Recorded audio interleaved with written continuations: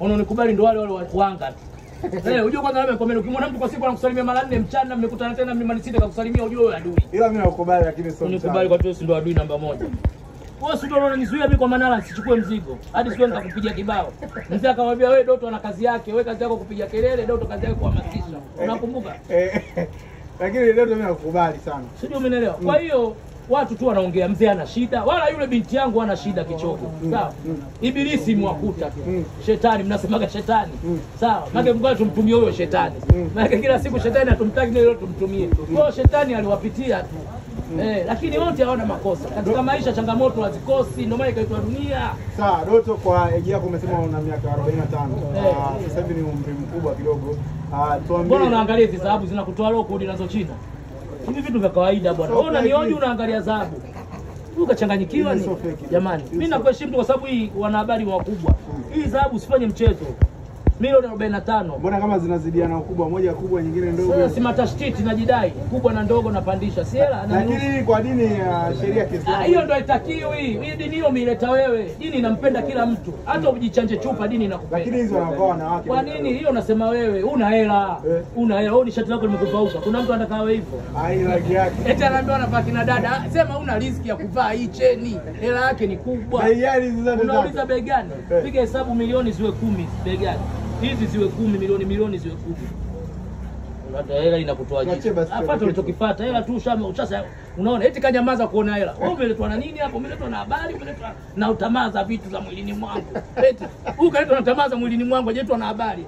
Kuona hela kashanyamaza. Hata hujui tulichokonda tunaongea nini. Hata vitu vyako vingi. Manara anakuona baba umeajiri watu gani make sense need you. Hem tafuta watu wapi wa kuajiri kwenye tasnia. Hata Doto vitu kiondoka mimi itakuwaje? Unatamana vitu mimi nikiondoka mimi wewe mwenyewe unajua kabisa. Ina maana usipokuwepo kwenye ofisi yetu wewe si haifanyi kazi.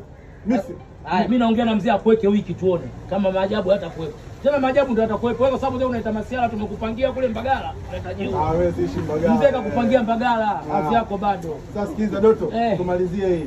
Wewe umeniambia una miaka 45. Wakati nazungumzia miaka 45 nilikuwa naangalia cheni. Kwa umri wako wewe. Bwana huyu umemtuma kunioji baba au umemtuma nini? Kwa miaka yako wewe kidogo umeshajifunza. Ni mkubwa vitu vingi umekutana navyo. Cheki yako ni nini kwa wanandoa? Yaani labda nikwambieni. Wanandoa muwe na subira. Ujue maana ya ndoa tayari kama mtu kakuajiri. Unamsikiliza yule kila kitu. Kama kakosea bosi unamuita pembeni, Isaza ananipigia. Ngoja nimuone. China Isaza mdogo wangu.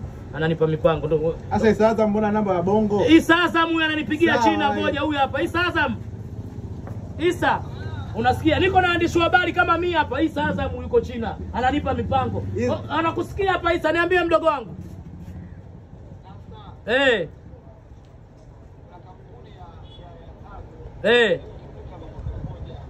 Sawa, nisainishe nije anipandishe ndege.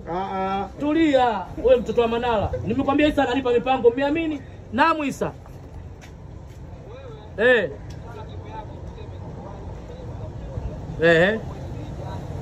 Haya, sasa hivi nakwambia kwa mwezi bei gani? Ongea na Isa kwanza. Hebu ongea na mtoto wa Manara mwandishi wa habari. Haya. Oa Isa.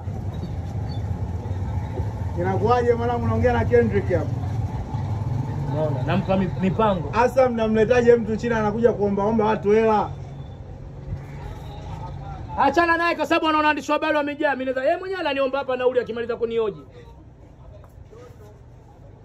Sawa Isa. Unasikia gani?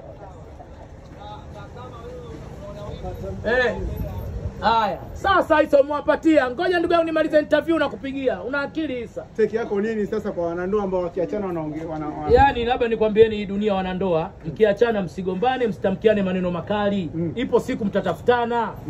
Sawa? Hata mimi unaona, sipo upande mmoja. Nikimwona mzee nitamwambia. Mzee. Lakini mzee hawezi kuongea chochote, ni watu. Mzee hawezi kuongea chochote ninavyojua. Sababu mzee alimpenda sana yule binti. Yaani alimpenda kutoka moyoni. Na alisema huyu ni binti yangu wa mwisho kwenye maisha yangu. Sio umeelewa? Sema tu watu wenye kama nyie vinye usuda. Unajua wewe una kiusuda. Sitaki hata kwa mzee anaweza kumharibu ndoa yake na umechangia humo. Angalau tumekuajiri. Naongopa na habari. Sikiza Doto. Jana Mange aliomba nafasi ya kuolewa. By that time Haji naye pia alicomment. Wewe kama pia msemaji, unamshauri Haji amoe mtu mzima mwenzie Mange? Nani? Mange ndo nani? Mange Kimambi wa Marekani. Kwa nini asolewe? Si mtamu na watu wanamtaka Fidodido. Watu wanaruka naye tu Fidodido. Mbona Fidodido ana nyama wewe? Watu wanapenda maziwa yake mzuri. Sisi tunamwona mzuri tunaruka naye Fidodido. Wauni. Tunakutaka Fidodido. Jirengeshe. Wewe kama msemaji umeibariki. Nimeibariki, njoo Fidodido tunaruka na wewe tu. Mbona utatrendi? Mbona Fidodido mtamu? Fidodido anapenda watu wanaruka naye.